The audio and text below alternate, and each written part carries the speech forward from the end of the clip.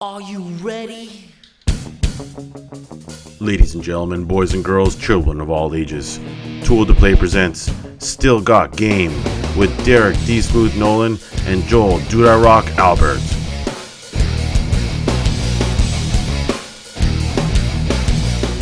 This episode of Still Got Game is brought to you by ThinkGeek and the Craft Beer Club. Hey now! Welcome back, ladies and gentlemen, to Still Got Game, episode 341. Still Got Game's official podcast of tooltoplay.com. I am, as always, Derek D. Smooth Nolan. And I am Joel Dude I Rock Albert. Welcome back, Joel Dude I Rock Albert. You skipped our E3 episode last week. Yeah. Well, it was one of those things where I had a ton of stuff to do, and I didn't go this year, so it didn't make a ton of sense. I mean, I could have commented on the things that I saw, because I did kind of follow it pretty closely, not being there and all. But it didn't make a hell of a lot of sense as a co-host to do the show. And I also had stuff to do, so it kind of worked out that way. But I heard it was like shorter than normal. Well, Tiff is not the pontificator. Ah, right. She can't take an idea and do 3 hours of dialogue. You and I could take one thing at E3 and go for 3 hours on it if we had to. She prefers to be short, concise, and to the point. So getting an hour and a half out of that show, I felt was like we squeezed a lot of blood out of that rock. So that's good. Yeah, and it seems like you guys had a good time. Yeah, it was a blast. It was and definitely a lot of cool stuff from the show. So it was definitely a worthwhile endeavor. Yeah, our only sad point was that you were not there. This was discussed almost every time that there was something that the three of us always do, and you were not there, and we kind of, tipped one for you, and I didn't. Really you were definitely missed until I started on watching on Facebook and seeing the Packers Party stuff come in, all the things that again the gaming stuff I didn't really care about. I know that's this news anyway, so it's not new. But yeah, then I was just like, oh fucking those. I mean, it is what it is. Yeah. But I'm glad you guys had a good time. Yeah, it was a blast. It was good, and our Airbnb experience was good. Was it good? Yeah, that's good to know. So the next time we're all out there, we'll have to pick up an Airbnb and enjoy that shit. But sure. All right, well, why don't we just hop right in the show proper? We'll start off with feedback from last week's show. Remember, if you want to leave us a voicemail, it will cut you off after a minute. Tex-Mex King comments. As always, your E3 show was my favorite of the year. A little shorter than usual, but still great. Yeah, it was not our 3 hour mega show, but it was a bonus. Well, barely bonus, because usually we've been going like an hour and 10, hour and 20 lately. So it was only a little longer than that. But considering we didn't this is the first E3 show where I skipped gaming news and new releases. So it was just E3 talk, and we did an hour and a half of that. So that's actually not bad. Yeah, it was a fairly decent sized show. And there was certainly enough to go around at, I think, at E3 this year. I mean, there was no major announcements in the sense of the Scorpion, I think, was the biggest in terms of major announcements. Yeah, Scorpio, but we didn't and see, the fact that seen it yet. And the fact that there's 4K HDR video in the Slim, which nobody expected. Yeah, I mean that's a bone for me. It's funny because I'm going to buy it just for that. I don't really need it. But the 4K I would like to have because I have a 4K TV. Yeah, you do 4K Netflix, 4K Blu-ray discs, 4K Amazon Video. Yep. Yeah, so it'll be a good purchase. They definitely. It's funny because after the show, I was like, oh man, Xbox totally won. There's no way anyone's on the internet's gonna say that Sony did well. And then everyone said Sony beat the shit out of that. I feel like I don't understand gaming anymore, and maybe I'm too detached from what gamers want now. Tiff and I had the same discussion. As people that were there, now Hit is losing it because you're frozen with this goofy look on your face in the video, and he can't even control himself. But you'll be fine. I'm sure you'll connect back in on the video. I see it. That's awesome. Yes. You look so scared. I just saw a ghost. Yeah. I'm like, ah! Yeah. No, Tiff and I were saying this too. We went to the Sony press conference, and everybody said they killed it. But what Sony does is they start the press conference. Now, granted, they had some visual effects in the background, and granted they had a live orchestra playing the feeds, the music for it. But really, are you even still here, Jay? There you are. Yeah, I'm here. But really, all they did was show trailer after trailer. No one comes out. No one talks about it. No one gives you any added information. It's ultimate I don't understand how you win with the bare bones method, but people said they did good. I thought Microsoft nailed it. They finally found the balance between having too much speaking and not showing enough stuff. And they had plenty of speaking and they showed a lot of shit. And I thought they nailed it. But and a lot of versatility. I mean, for me, the Sony thing was games, which obviously it's a gaming, spiel. So that's what you should see. And that's awesome. But I'm talking like they just did software. And with anything like the last couple ones that they've done, a lot of those games have never been come out. So they announced all these exclusives, and a lot of these games they had already previously had talked about the show before. They're 6 years in the making, and that's great. But what Microsoft did is the whole ecosystem. I just felt the ecosystem. Yeah, they talked about games. They talked about the changes to Xbox Live, the new controllers, controller.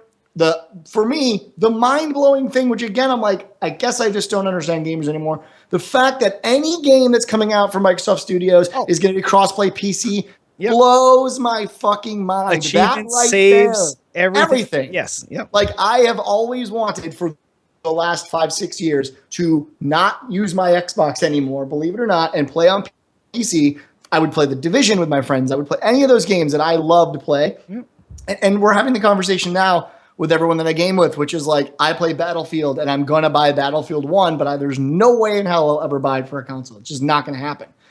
Sadly, I don't think that's going to reach the crossplay, at least at this, because it's third party at this point. Third party. But the thing is now Microsoft's going to be supporting it. So I'm hoping in the future that'll just become a thing, because as a game developer, why wouldn't you want to have that crossplay? My only fear is that because it looks like you buy once, get might not make a lot of sense for third-party vendors to want that. But how many people are going out and buying Battlefield 1 for their console and their PC? Very, very small amount. So if it's a small number, open it up, because really, as much as you love PC and PC gamers love PC, it's the dying platform. It is a footnote on the number of installs on PlayStation 4 and Xbox One.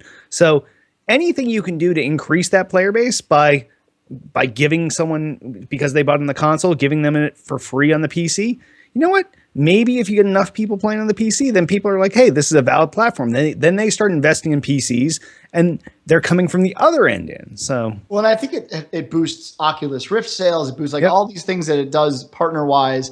There's parity. And my thing is, I don't think it's a dying platform at all. It's seen the largest growth. PC space has seen the largest growth in the last 10 years that it's ever seen as a platform. I actually think this move is because they see PC taking over from console, and they want to nip it in the bud right away. And they're looking at this way to link them together. And then if you're in a family home and one guy likes to play the PC and maybe the wife likes to sit on the console because she's lesser of a gamer than you because she plays on the console and you play on a PC and you're a real man, then that connects the two a lot easier. There's no worry about who's going to play on what, and so to me, that was such a huge win. I was like, wow, that alone is like, there's no way Sony could compete because they don't have an OS that they can do this with sitting on a PC somewhere. And then everyone was just like, no, Sony won. So I don't know. I mean, it was crazy. I thought they both were great. I thought Sony was really, really well done. Their games look amazing. God of War looks so good. God of War Jr. Yep. Right. Yes. The Grandfather series. I'm stoked as hell for that. I own a PS4, so it's good for me anyway. Me too. But yeah, overall, it was a really interesting show. Definitely. Nice.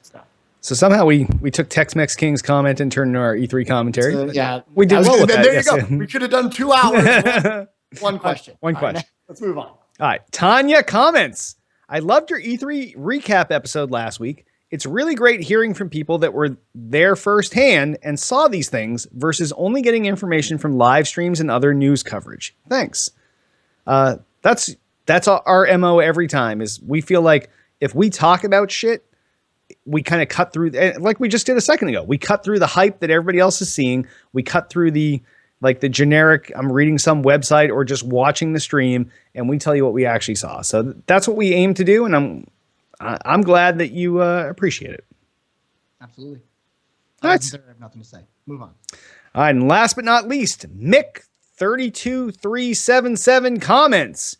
Killer E3 show last episode. I feel like I was there. And I guess that's the ultimate compliment. If we say something. Immersion. Yeah. He was wearing an Oculus Rift while. It's good. It's good. Nice. All right. Well, thank you, Mick32377. If any of you have awesome feedback like these guys, give us a call, 773-527-2961, or email us at podcast@tooltoplay.com. And site-related news, none of us have anything, so we're going to blow right past this over what we're playing. Joel Dude I Rock Albert, what have you been playing this week? Overwatch. Nice. Death consumes you. That is my game of choice now. It is supplanted the Division. In fact, the Division, I think, comes out with a patch or their expansion. I guess like tomorrow, right? Yeah. It's giving me the thumbs up.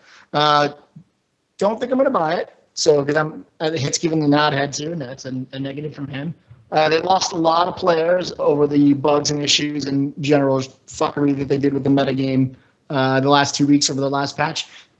Definitely soured on me. They ruined a lot of the gameplay. It may come back, but right now, since Overwatch is so good, there's no need for me to go play it. So it's kind of a nice thing. I'm not looking to play it. I'm not excited to play it. I have Overwatch to play. So yeah, that's me. I'm Overwatch all day, all night right now. Fair enough. What about you? I did my one raid night on Destiny. Before the last alpha weekend was over, I played some Lawbreakers, which is always awesome. I fucking love that game so hard. I know I gave you and Hit codes. Did either of you have a chance to actually get in while it was still running? I played for, what was it? When was that, last weekend, I think? It was last weekend, yeah. I played for about 2 hours.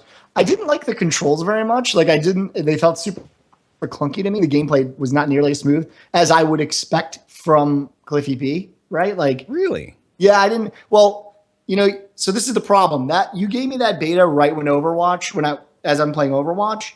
And so Blizzard is so good at this. I don't know how they do it, but all of their games have the most crisp, reactionary gameplay of any games I ever play. They're always on point that way. You never feel like you're in molasses or any of those things that you sometimes feel with shooters, or that you're moving so fast that you don't have the crisp shoot time. Yep.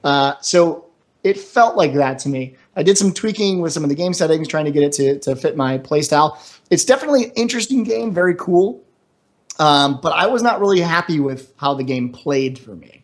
And maybe we'll see how it is once it launches. But it just didn't have that crispness that I want in FPS on a PC. There's some other game types coming out that you might also appreciate that have not been introduced to the alpha yet that we get to play at E3 that are different than the charge the universal bomb type thing and the other game modes that they've had in the alpha. So I really like it. I like how the middle of the map is always that gravitational anomaly where you break the laws of gravity, hence Lawbreakers, and it's a good time. But I see the potential in the game because I like the dynamics. That they have stuff in as a shooter that is different. Finally, we always like to see these different ways of doing game mechanics, and they have that in spades. So for me, it's not the game, in terms of the design of it. It was the crispness of playing it. It seems like it could be a really good game. Yeah.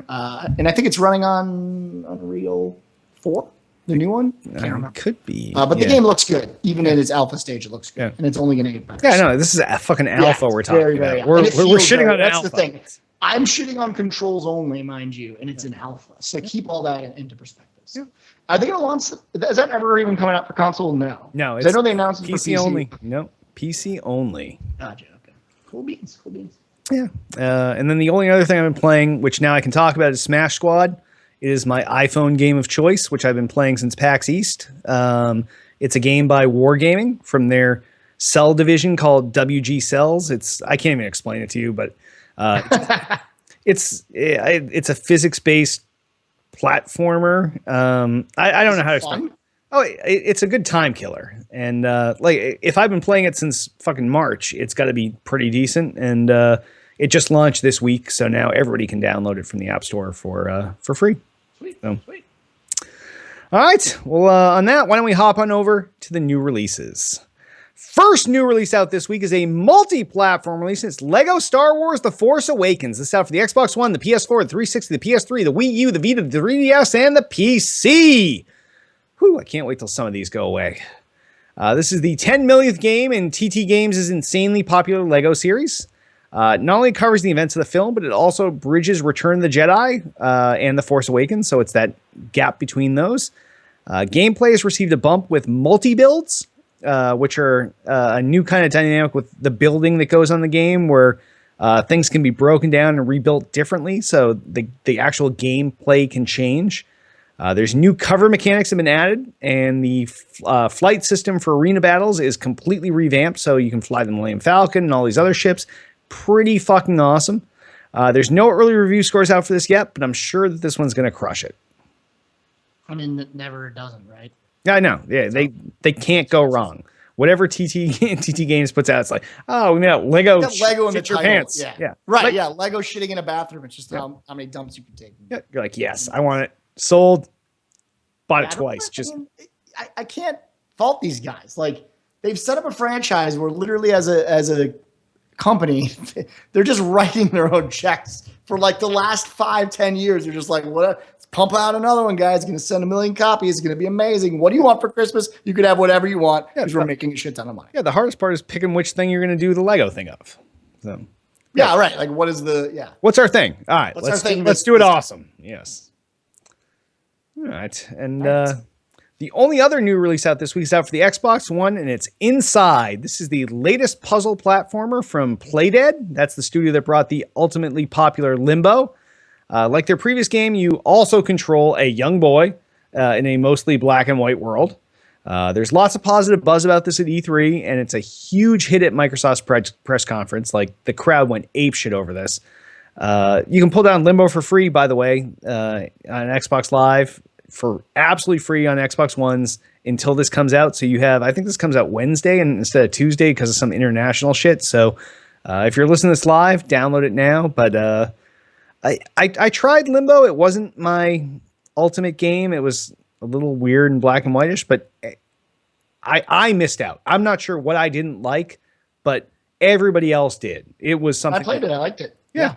I didn't finish it. I played it because I think Bubba was playing it and he really enjoyed it. So it was like at the time $10 or something. Yeah, something. I got stuck at some part where I kept jumping into a spike pit, and I was just like, It I'm is done. a game of frustration. Yeah, like it's one of those games where you're meant to take, especially as you get further down in the game, you're meant to take pretty long periods of time to do some of the the challenges, the puzzles. There's like And I could spikers see and- that. I think that's how I ended up quitting too. There's like one section where like I refuse to give any game like 3 hours of my time to complete one task.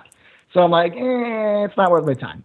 $10, not worth my time. So I stopped playing. But it's still a good game if you're into those things. Yeah. No, So I mean, I haven't seen much of Inside other than what I saw during the press conference. So I didn't get a chance to. Did you get to play it on the? no, it floor, or- was not on the show Okay, floor. just the so- preview. Okay. Yep. It looks interesting. Could be cool. And if nothing else, because they're putting this out, they gave everybody Limbo for free on the current gen consoles because Limbo was last gen. So at least you got something out of it. Yeah, totally. All right. Well, I guess on that, why don't we move on over into gaming news?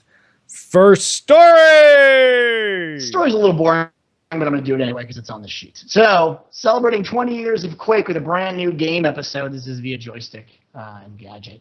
Quake fans have plenty of reason to celebrate these days. Obviously, Wolfenstein, the New Order developer, Machine Games, is championing id Software's classic first-person shooters 20th anniversary and offering fans a little something special in return, which is a brand new episode of the game that is downloadable for free. Machine Games is serving up the special episode for free via a zipped RAR file. I wonder how many people have WinRAR installed on their computer. That you'll be able to extract into a new folder named Dopa into Quake's main directory. Are you bored yet? I am. To run the episode, you'll need to start up the single-player game, launch the executable Dopa file in the same folder, and tear it up from there. Jesus Christ, that's a terrible way to have people play a game. But anyway, so on Friday, Machine Games tweeted, "Happy 20th to Quake id Software. As a gift to the fans, we created a new episode of the game.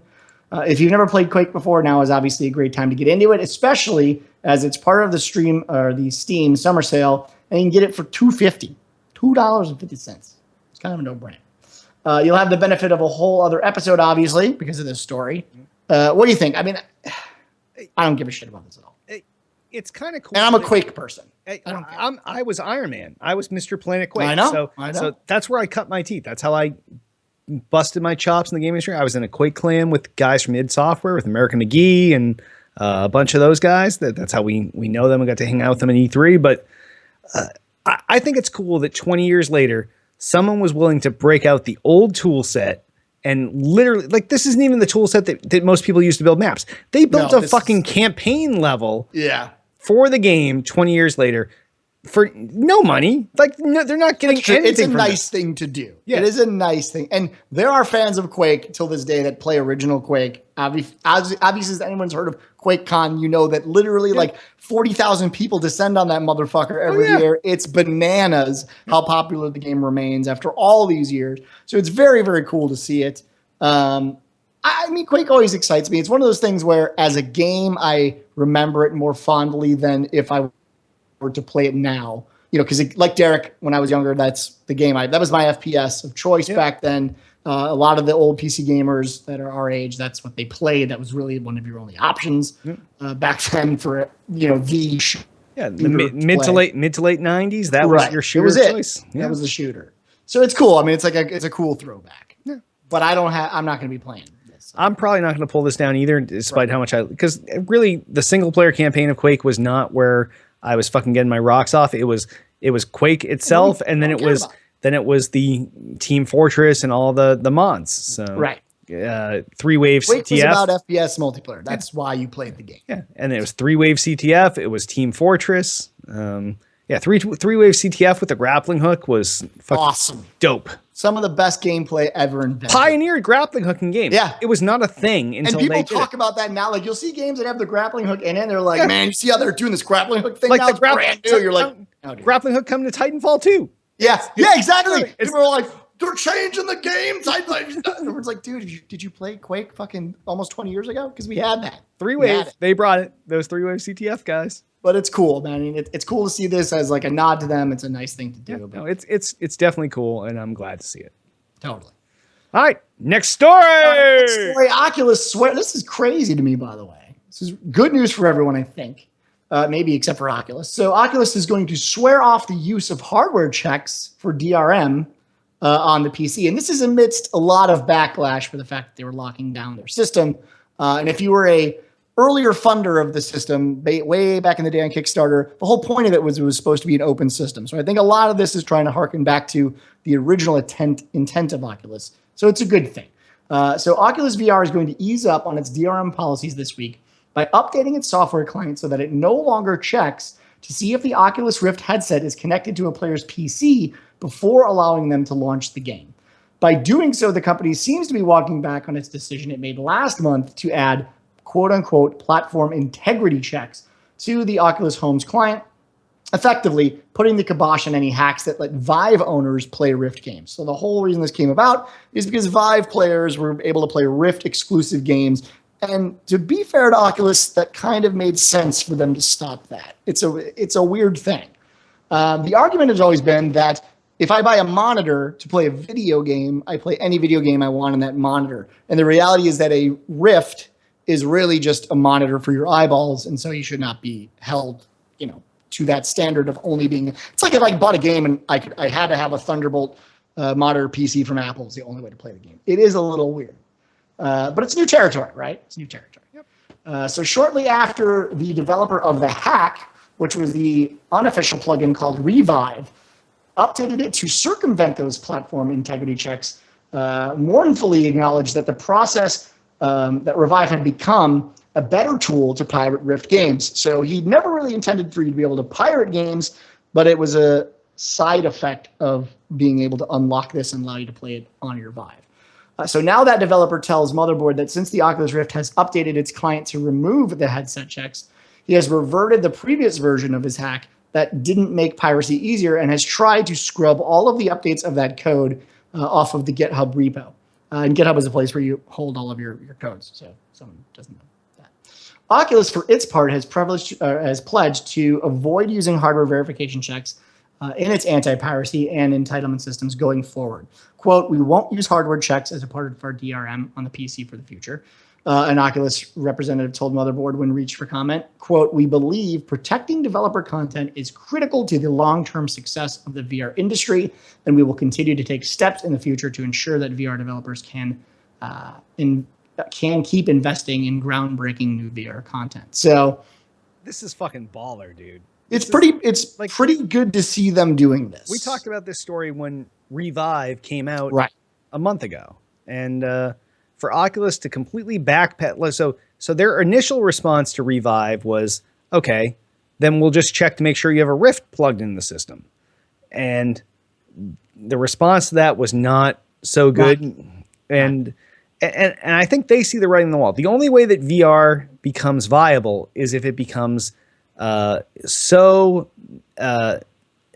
be an open platform. Yeah, It has to be an open. It has to be open, and it has to be taken in by the masses. And as soon as you bifurcate your audience and you have half Rift people and half Vive people, nobody's getting the sales. And you've got to allow developers to do the same thing.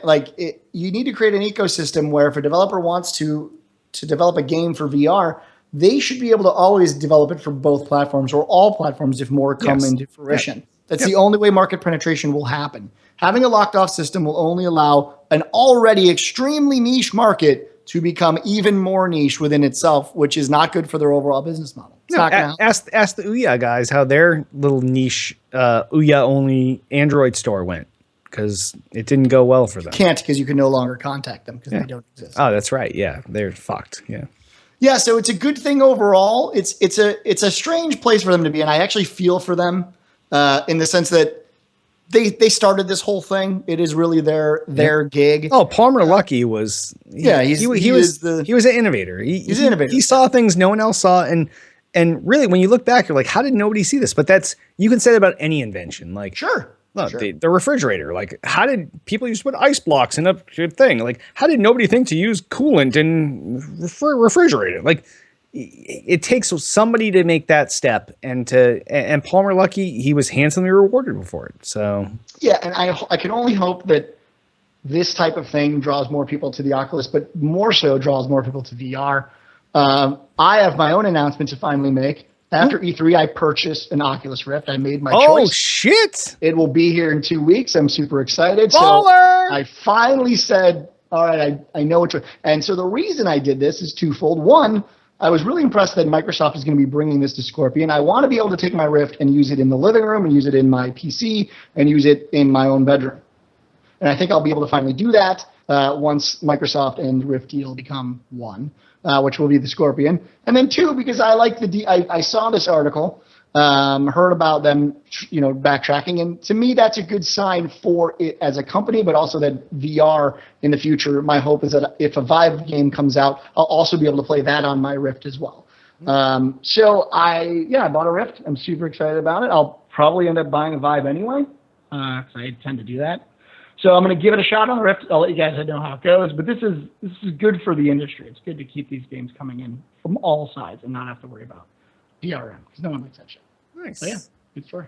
Congrats, bro. Yeah, so we'll see how it goes. I'll get on one of these days. I'll wear that doofy ass headset and I'll live stream myself. You see me looking around the room like a moron. All you gotta do is put yourself in a green screen, and then you put yourself in the bottom corner. You show everybody else what you're seeing, and they see you.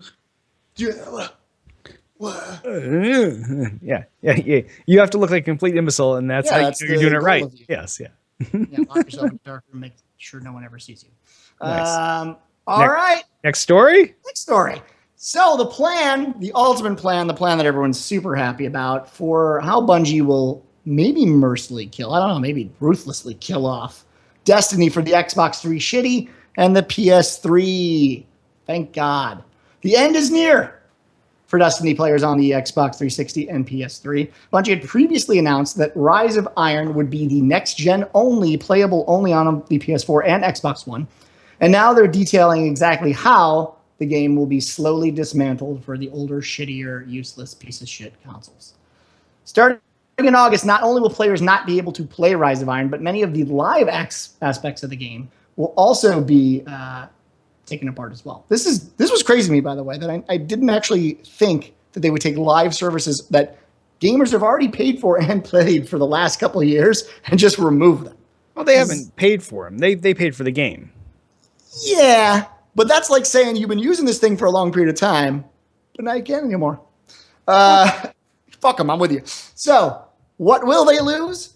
Well, for starters, most of PvP, so no more Trials of Osiris, no more Iron Banner, no more individual items from Xur, so it almost makes Xur completely useless, unless you really want Ingrams for some fucked up reason.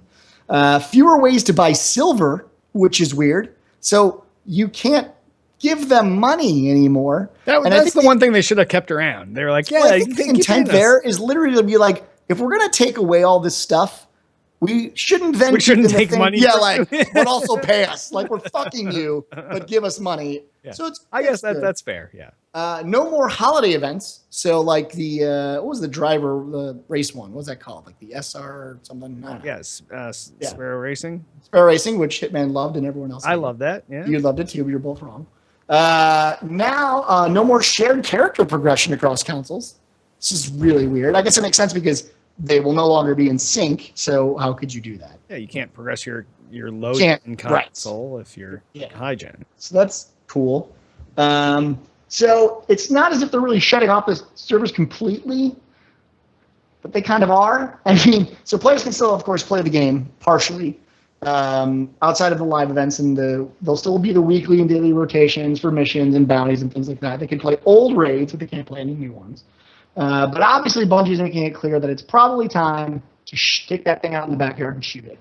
It's hard to blame them. It's been 3 years since Next Gen actually released, which is crazy to even think of. And now, of course, we're getting closer to the Neo PS4.5 and the Scorpion and the future quasi-generation that's in the horizon. But still, for any devoted 360 and PS3 players, this is probably not some amazing news for them. However, you should not have even had one at this point.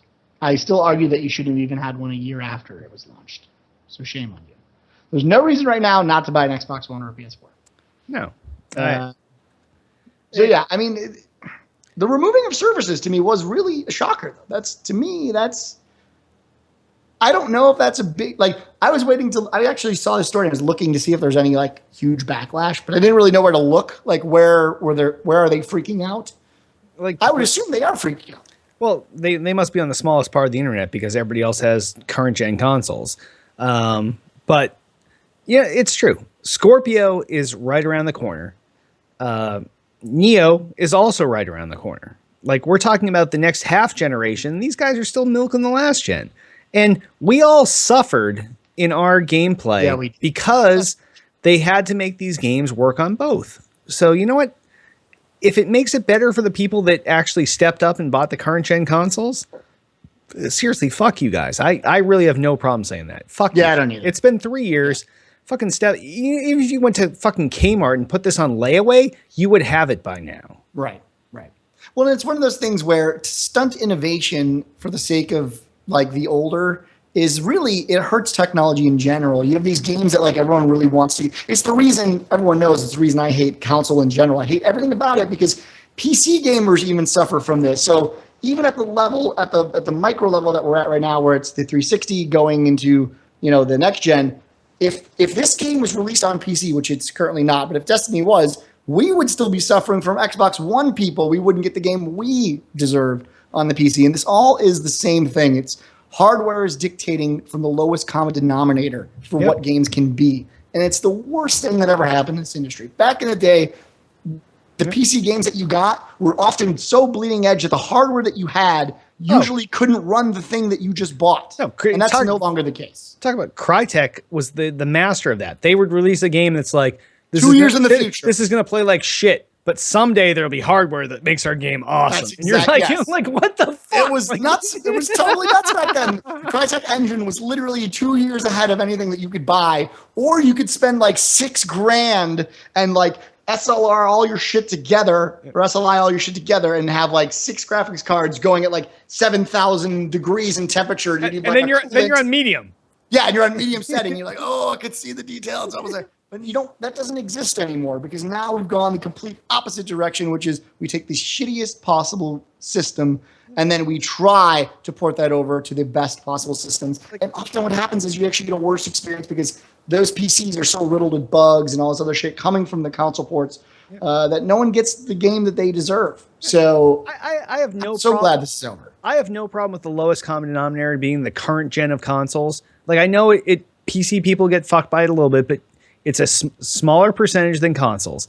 But you can't go to the last generation of consoles and make that your LCD because that is not the lowest common denominator that you want because then everybody suffers. At least if you're taking the current gen of consoles, you're getting the most user base and pleasing them. So I don't see. I don't know if that's true. I mean, my thing is, at least with Scorpion, that my hope is that Scorpio? because Scorpio, my hope is that because they're at least closer to PC, and again, they're already going to be pretty much 2 years. But once Scorpion releases, it'll be about 2 to 3 years behind where PCs are. In fact, Scorpio is where PC is now. actually, it's a little bit less. no. The Scorpio, where it is, what they're saying it is a little bit ahead of where PCs are. No, there's no way. I mean, there's no way that the new Titan, the T80. No, the 1080. Yeah, Yeah, there's no way. I mean, there's literally no way that by the time that hits market, I guarantee you the 1080 is already better than what it is right now. I would bet millions on that. Scorpio is basically the 1080. It's basically the 1080. Yeah, it's as close as you can get to a 1080 non-SLI'd. So like, it's not that good. No, it's not your highest end, but most people aren't buying the 10. Most people are buying the 1070 And then to be fair to it, it's only going to be $500, right? Like, Yeah. if I want to buy a 1080, I'm going to spend the same amount just for the graphics. just for the card. Yeah. Just for the yeah.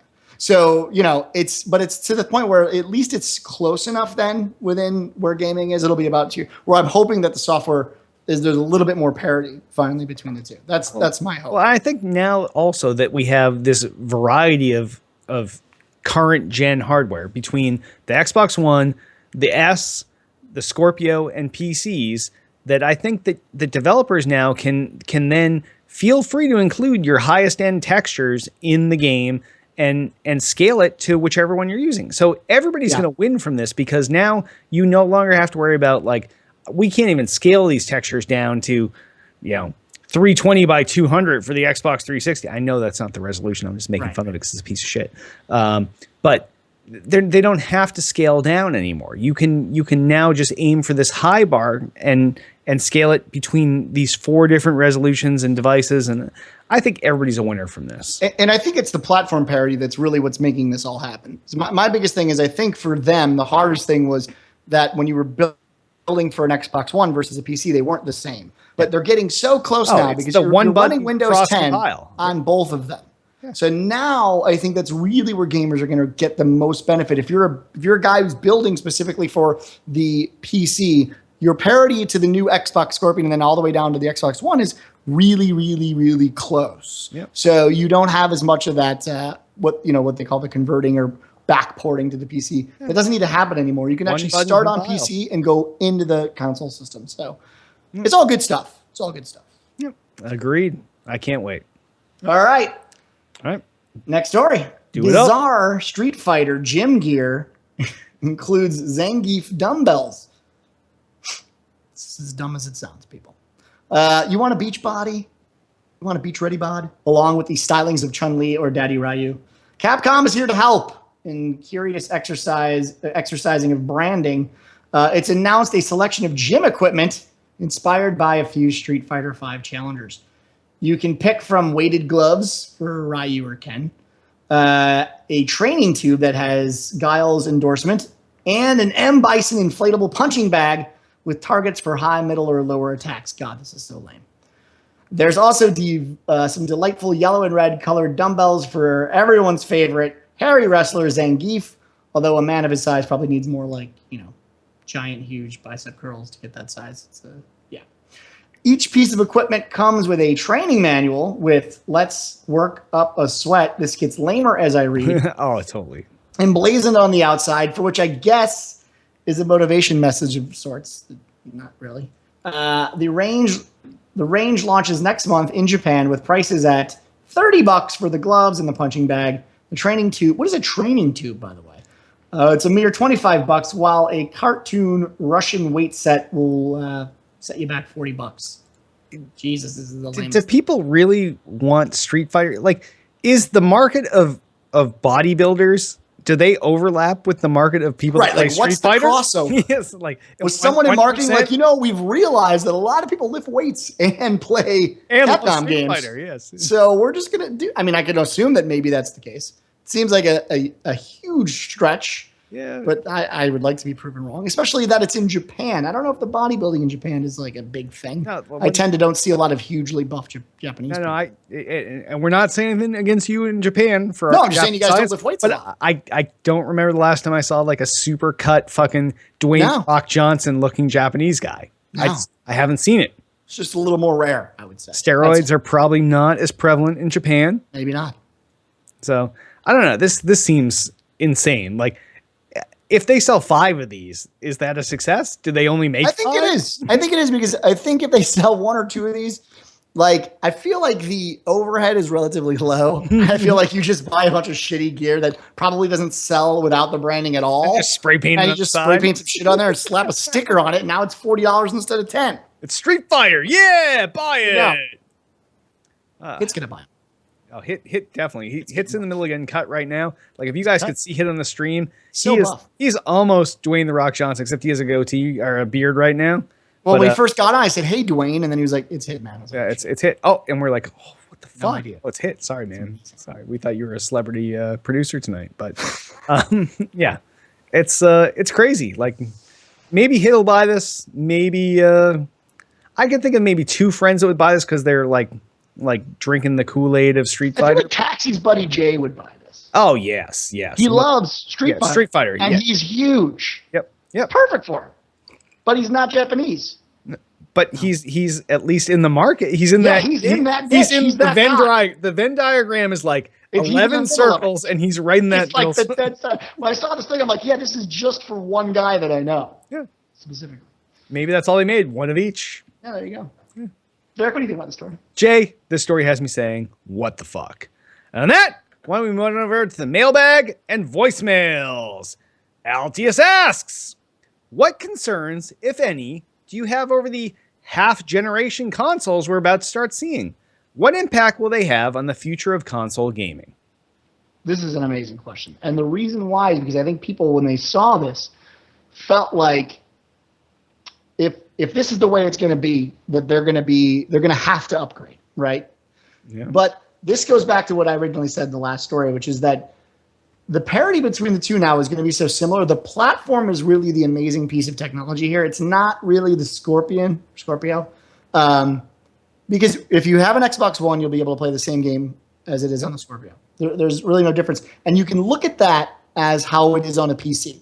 If I want to play World of Warcraft right now, I can use my giant rig I have next to me. It'll play the shit out of it, right? But if I also went back to my old PC from 6 years ago, it will play it the same. You scale it down, it Just plays the scale same it- game. Right. So to me, it's a good thing because that means for the hardcore gamer that doesn't mind forking over the cash every 2 to 3 years, it gives them an opportunity to upgrade the graphics and keep on a similar level to what the PC can do at a fraction of the cost. Yeah. So for me, it's like if in 2 years or 3 years I buy a new graphics card. In fact, the pricing is almost going to be identical, right? Like every 2 to 5 years, It's a if I want graphics to put in card a new price, yeah.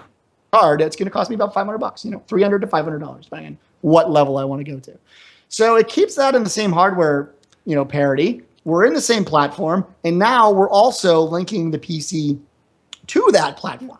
So within all 3 of those, at any given time, I can be on a PC, the latest gen, or the lower latest gen, whatever you want to call it, the half step back. Yeah. But we're all playing together. To me, that's the important part, not the money and all those other things. If you don't want to buy it, don't buy it. You don't have to. You're not going to get hurt by that. Your graphics might not be as good, but it's Your the same graphics won't be game. as good. Yeah, maybe your frame rates are a little less. But it's the same thing that PC has had all along. And I think console gamers are going to take a little more time to absorb this because they're not used to this. But this is what PC gaming has been all along. Everybody can play the same game. You might have a lower frame rate. You can't crank your anti-aliasing up to like 700 times. Like it's not, you're graphically are not the same. It won't but it's be the as same. crisp for you. That's it. But that's, like I said, that's a very good point. Like PC people are used to this thing. It's not new to them. We've been doing it for years and years and years. But it's really what I think it's showing is that now, especially with the crossover software and the platform integration, like what it really shows is that console and PC are getting closer and closer together until I really don't think you're going to notice a difference between either of them in maybe the next 5-10 years. I agree. That's the way I feel about it. Yeah. I just don't see it. So it's good. Like there's nothing, there's no concern I have other than will it hurt the console industry because there won't be enough money. that's from the business side, that consumers are not going to want to pay for these things, and therefore it will go away because they'll realize that console gamers, unlike PC gamers, do not want to spend that money every 3 years. That is the only concern I have, and it's a possibility. We won't know until this comes out. But even then, I think that Microsoft has put themselves in a position where they've at least made sure that there's a value add for each increment. So they've said, all right, you want to go from the Xbox One to the Xbox One S? All right, we're going to give you 4K and HDR gaming. You want to go from the Xbox One S to the Scorpio? Well, now you have 6 point whatever gigaflops of processing, and you have full 4K gaming. And there's like, they've made sure that there's a delineated difference between these three, but while still letting you know that you can use any of them. And it's also good for their market. Like, the one thing that they're doing here is that, before it was always like this company comes out with a system and then this company comes out with a system in the same time frame, and then they fight for 5 years. Yep. Now, depending on when these things all release, we don't know when the PS4 Neo is going to be out. We don't know when it'll all be incremental, and really you're going to choose a platform, and that's going to be what you take, because every time you want to upgrade, you're kind of stuck in that ecosystem unless you want to skip over. And, at one point in time when a new system comes out, you feel like making the jump. But it really now gives them the ability to say that we have all these people on our platform as a whole and not how many units of hardware we've sold. It allows them to compress all of that into one number as a marketing sort of tool. And it's going to be more about how many people they have in the system, in their ecosystem. And what they'll be able to do is also include PC directly into that. It's going to give Microsoft it's going to give Microsoft just a huge leg up, because they'll be able to talk about market penetration way more than just your Xbox. It'll kind of all be one thing out of 3 different units, SKUs, plus the PC. It's going to be Forza Horizon pretty 3. good for them. We've sold 20 million copies over Xbox One, Xbox One S, pre-orders for the Scorpio, and PC. So my concern, can they actually make money? I don't know. We'll see. Other than that, nothing. All good for gamers, and all good for Microsoft, and all good for Sony. No, agreed. All right. Well, if any of you have awesome questions like Altius, give us a call, 773-527-2961. Email us at podcast@tooltoplay.com. You can also comment on this episode's thread in the Tools to Play homepage. And sponsors. Remember, by supporting our sponsors, you help Sports Still Got Game. We got 2 sponsors, ThinkGeek and Craft Beer Club. These 2 are unique, but the same. They are for people like you. You buy geek shit, that's ThinkGeek. You want beer every month delivered to your door, that's Craft Beer Club. You're going to buy stuff from ThinkGeek, go to toolplay.com/geek and order there. You'll get the best possible deal. You want a beer of the month club for yourself or someone in your family? Go to toolplay.com/beer and order it there. You're going to get the best possible deal. You're going to get some free pint glasses and some other shit. So toolplay.com/geek, toolplay.com/beer, and that is how you get that shit to you or to someone you love. And if you want to sponsor us, 773-527-2961. Email us at podcast@toolplay.com. You tell us what you're selling. We tell you what you're going to pay us. We'll sell it. You pay us. Boom. Done. Twitter us up. You can find everything Toolplay related at twitter.com/toolplay. Everything podcast related is at twitter.com/still_got_game. I, king of the internet, got everything that's fucking holding me at twitter.com/Derek Nolan. Twitter.com/dude I rock. Facebook the fuck out of us. Facebook.com/tooltoplay. Facebook.com/Derek Nolan. Facebook.com/dude I rock. We also have a YouTube channel, youtube.com/tooltoplay. That's the place to find all of Tool to Play's archive video content, whether it's this show, whether it's our other shows, whether it's coming back in September, I think Tiff said, as Quick Hits. Plenty of shows that everybody loves. So go to youtube.com/tooltoplay. Hit's shaking his head. Yes, he's coming back. Go to youtube.com/tooltoplay, subscribe there, and you'll get all of Tool to Play's archive video content. Also, want to remind you, please rate and review this podcast in iTunes. We need some 5-star reviews, some nice comments. So that's just go there, click the 5-star button, write something nice up. Love the show, love the guys. Hitman's the best producer of any show that has ever been. Whatever you want to say. We missed Tiff after the E3 week, or we missed Jay during the E3 episode. Whatever you want to say, just write it up, but make sure you give 5 stars with it. We also have a Twitch channel, twitch.tv/tooltoplay. That is where Tool to Play does our live streaming. So go there, find all of Tool to Play's live video content. We have a follow button on one of these sides, click the follow button, and you'll be notified whenever we go live. But more importantly than that, there's a subscribe button. So go there, click the subscribe button. Costs you almost nothing, but it is your most important way to directly support Two Let's Play. So subscribe, help us out, and we're going to love you for it. I guess before we wrap up, I want to remind you, you can join us each and every Monday night, 8 p.m. Eastern, 5 p.m. Pacific, twitch.tv/Two Let's Play. And on that, why don't we wrap this episode up? I am Derek D. Smooth Nolan. I am Joel Dude I Rock Albert. Another episode is in the bag, and we have a mid-generation episode coming next week.